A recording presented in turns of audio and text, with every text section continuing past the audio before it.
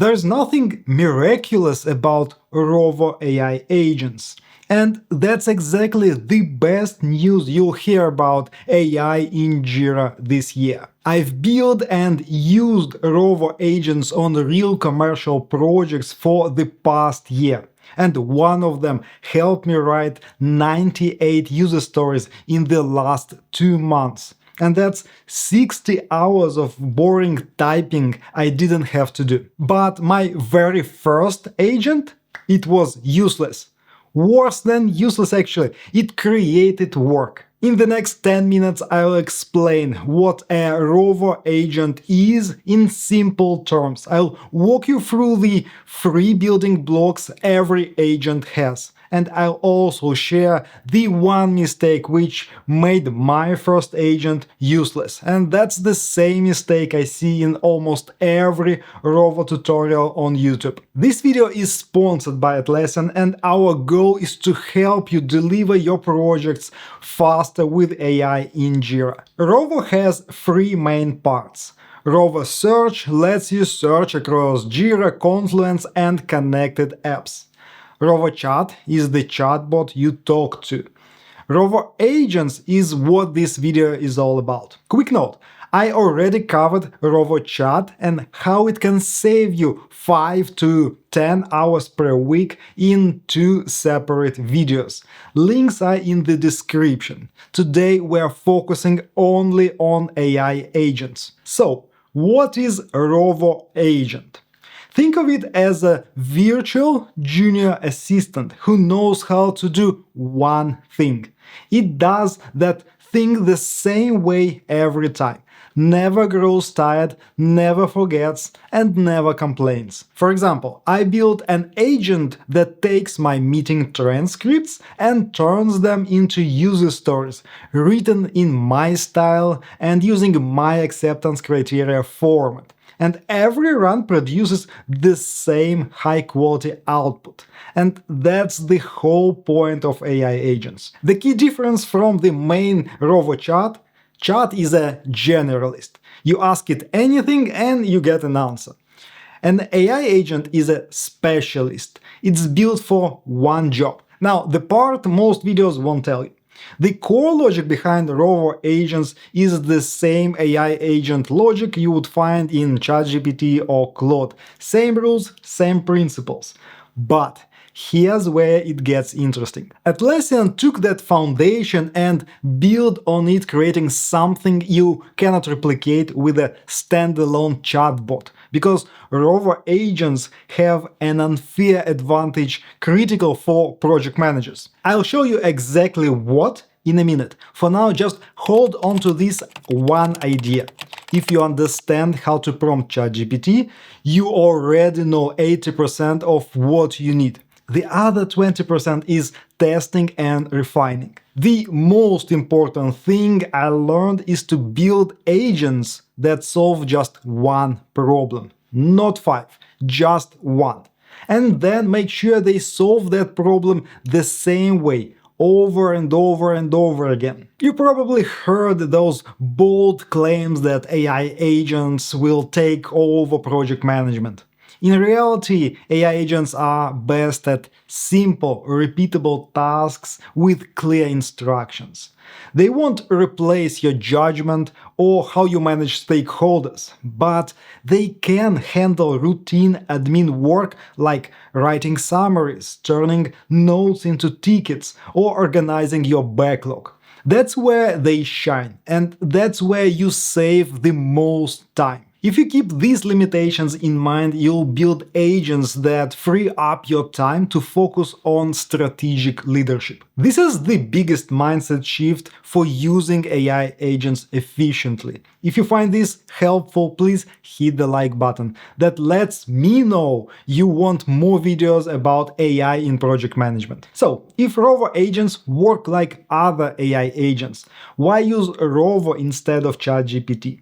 Well, 3 quick reasons. First, they live where you work, inside Jira, Confluence, and your workflow. No copy-pasting or switching tools, so you stay in your flow. Second, they can actually take action in Jira and Confluence, creating tickets, editing pages, updating fields, and more, not just writing content. Third, they respect your permissions. Rovo agents act with your access, so nothing leaks beyond your team or your project. Security and privacy are built in. Alright, let's get practical. Every Rovo agent has 3 building blocks, whether you are using them out of the box or you are building them from scratch. Once you understand these building blocks, you understand the Rovo AI agents. The first block is instructions, and this is the job description of your agents. Who it is, what it does, and how it should behave. But in essence, it's just a prompt, the same prompt that you would use in ChatGPT. And this is where the most of your efforts should go. You should write clear, specific, well-tested instructions that will make a reliable AI agent. For example, this is my expert-level AI agent that tests each user story against the Invest framework. As you can see, I provided all the necessary instructions for it to know how to do its job consistently. And by the way, if you want to get all my prompts for Jira agents, check the link in the description below, you can get them for free. Okay, block number 2 is skills. These are actions that an agent can take, like write a comment or create an issue or any other action you wanted to do with the connected applications. Here's an important tip from Atlassian. Limit each agent to a maximum of 5 skills. If you add more, performance may drop. Because agents are best when they focus on one thing. And the more you ask them to do, the more confused they become. Block number 3 is knowledge. What this agent can read. What Confluence spaces, Jira projects, maybe Google Drive folders, or whether it has access to web or not. The context that the agent uses to do its main job. The same main rule applies to agents as to people.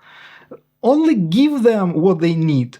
If you let the agent access to every Confluence space in your organization, it will get confused and slow down a bit maybe. Be very selective. And sometimes for actions that don't require context, you may decide to not allow any organizational knowledge. Just act on your framework in the description of the agent's instruction. So that's it. 3 blocks: instructions, knowledge, skills. Keep this in mind, whether you are looking at a ready-made or custom Rovo agent, it's always made up of those 3 blocks. Once you recognize this pattern, understanding any agent in Jira becomes much easier. Now, where do these agents live? This part was a pleasant surprise for me when I started. You build the agent once, and you can use it in 4 different places. First of all, Rovo Chat.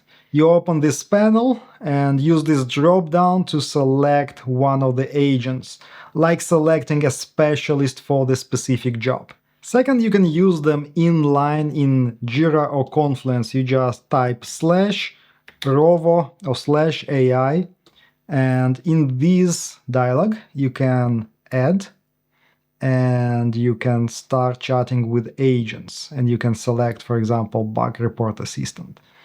This is one specialist that will help you writing bug reports. Third is inside the automation flows, and probably this is the most underutilized method in project management, because you can trigger your agent based on any action inside Jira, like status changed or you were assigned to a ticket, and then you can apply your agent that you created based on that trigger. So you don't need to manually run it every time. Fourth, and that's mind-blowing, you can use your AI agent as a team member. As of spring 2026, you can assign Jira ticket to an AI agent, and you can mention them in comments like that.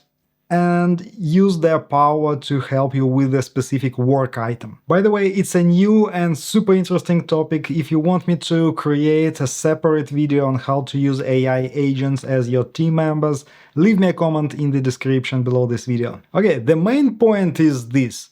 Build your agent once and you can use it everywhere. That's the real advantage that Atlassian has over any other chatbot on the market. When you open the agents library in Jira, you'll see the following options. These are all out-of-the-box agents that you can explore. Atlassian gives you over 20 of these, like Work, Item Planner, Bug Report Assistant, Readiness Checker, and so on. They are free, they are already configured, and they are a great place to get started with AI agents. Then you'll have your agents, the ones that you created yourself in the studio to perform specific repetitive tasks. Third option is marketplace agents, built by third-party app vendors.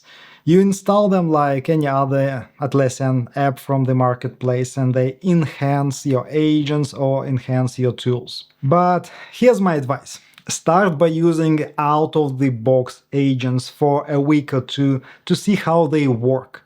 Then duplicate an agent and adjust its outputs to your needs. Only after that, create your own custom agents for the tasks that take up most of your time. By the way, there'll be the second video where I'll show you how to build a custom Rovo agent from scratch step by step.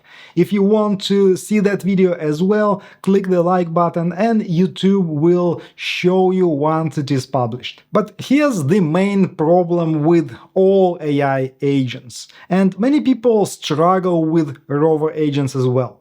You see, technology works fine, but their expectations are often unrealistic. So what Rovo agents are great at right now? Turning meeting notes and AI deep research results into tickets, drafting status updates, generating release notes, backlog grooming checks, like, for example, flagging tickets with missing fields or unclear acceptance criteria, summarizing long Jira tickets histories, or creating documentation from existing work items. In short, Rovo agents are ideal for boring, repeatable, well-defined tasks, the kind you would give to an entry-level manager. And they are not suited for decisions needing outside context, complex strategic work, or anything that relies on your judgment as a project manager and leader. The idea is simple. Let agents handle the routine work and keep the interesting tasks for yourself. That's how you'll save 5 to 10 hours a week and avoid disappointment. Now you're probably asking yourself, okay, Dmitro, I get what Rovo agents are, but which tasks on my project should I automate first? Where do I even start? Great question. That's what I cover in the next video. I walk through real examples of how I use Rovo AI in Jira, the tasks I offload, the agents I rely on every week, and how much time each one saves. Click this video now, I'll see you there.